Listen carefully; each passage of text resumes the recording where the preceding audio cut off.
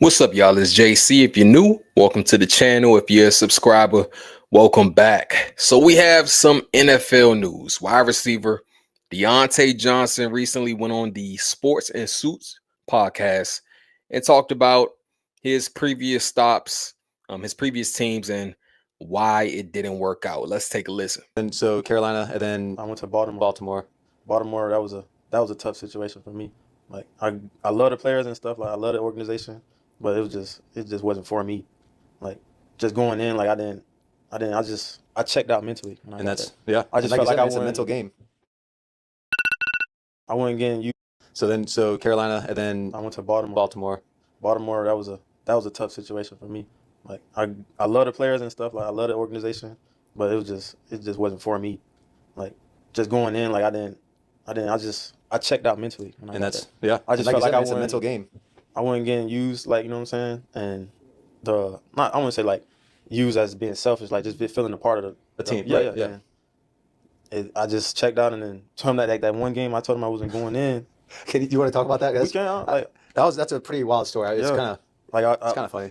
I wasn't getting into like no run plays, no like passing plays, no nothing. Wasn't it cold as shit? You said it was cold. So I'm on the sideline, just standing there, like just going to the heater back and forth, like just waiting to hear my name called. Yeah. So fourth, like end of third, going into the fourth or whatever. They're like, "Tay, we need you." I'm like, nah, I don't think to me, I'm thinking like, I don't think it's a good idea for me, like, because like I was thinking about like my legs. I don't want to go out there and put bad stuff on film. Right.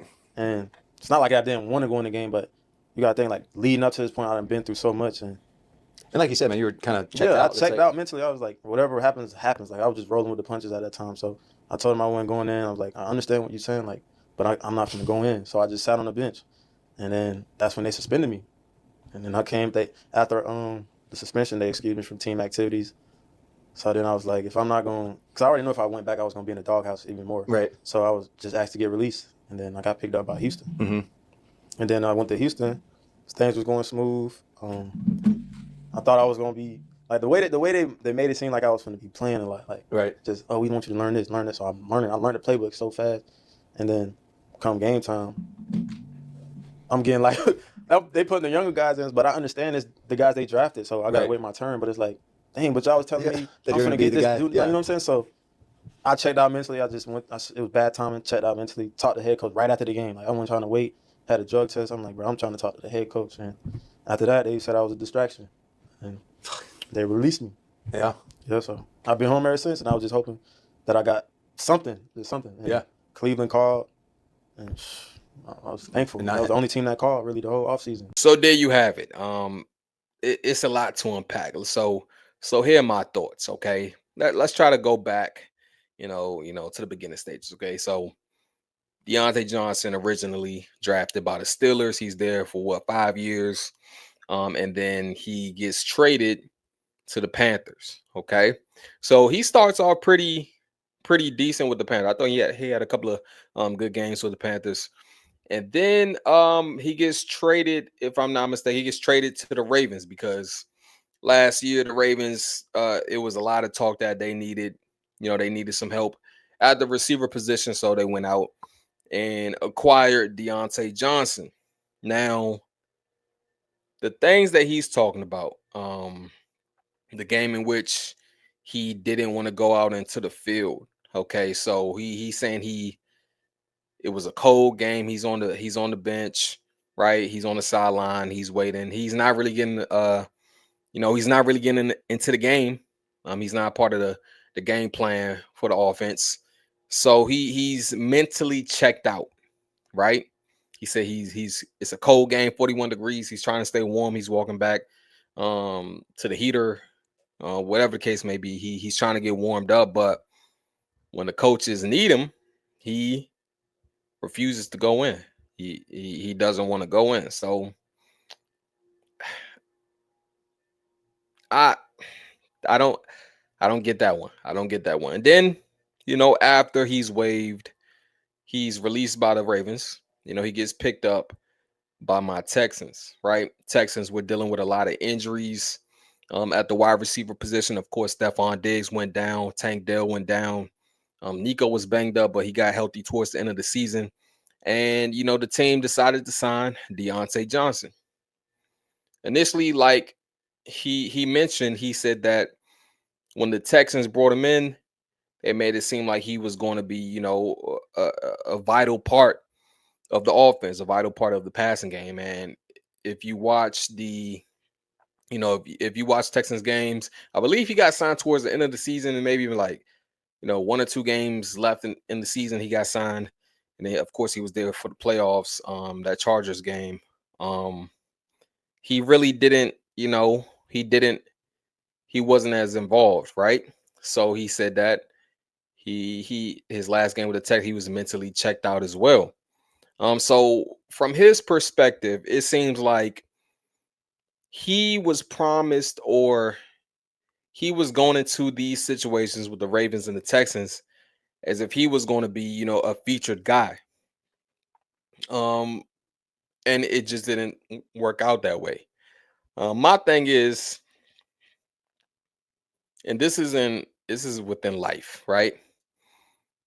If something continues to happen to you over and over, like if everybody else is the problem and you're not the problem, but you keep ending up in the same situations, you got to look yourself in the mirror, right? And like, hey, maybe it's not everybody else. Maybe it's me. Maybe I put myself in this situation, right? And I think that's something that Diontae has probably figured out.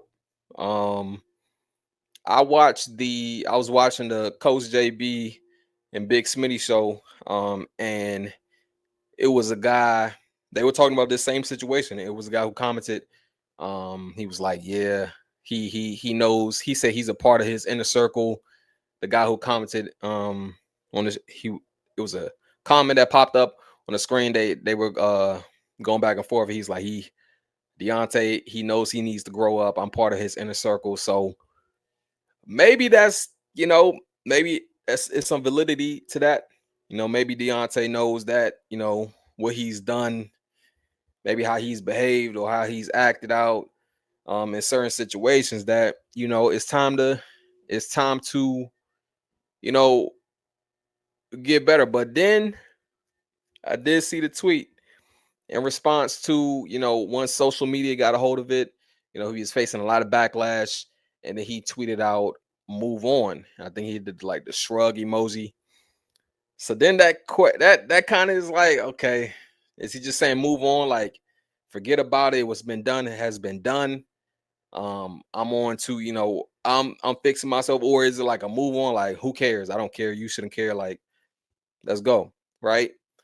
So you just hope, Diontae, he's entering into year, I believe 7, currently with the Cleveland Browns. I'm not sure if, it's a guaranteed, roster spot, but dude is talented. Everyone knows that he's a talented wide receiver. He was a Pro Bowl in what, year 2 or 3 in the league. You know that he's good at what he does. It's just, I think it's just the mental part of it, is just, the off the field maybe, or the interactions with his coaches or teammates, whatever the case may be, that he's ending up in these situations. So hopefully, uh, he gets to turn things around in Cleveland, and he moves forward, because again, like I stated, how talented this guy can be out there on the field. He could definitely, the reason why he's keep getting these opportunities is because folks know that he can contribute to teams, right? He said that the Browns were the only team this off season to, give him a call. So that should be a wake up call.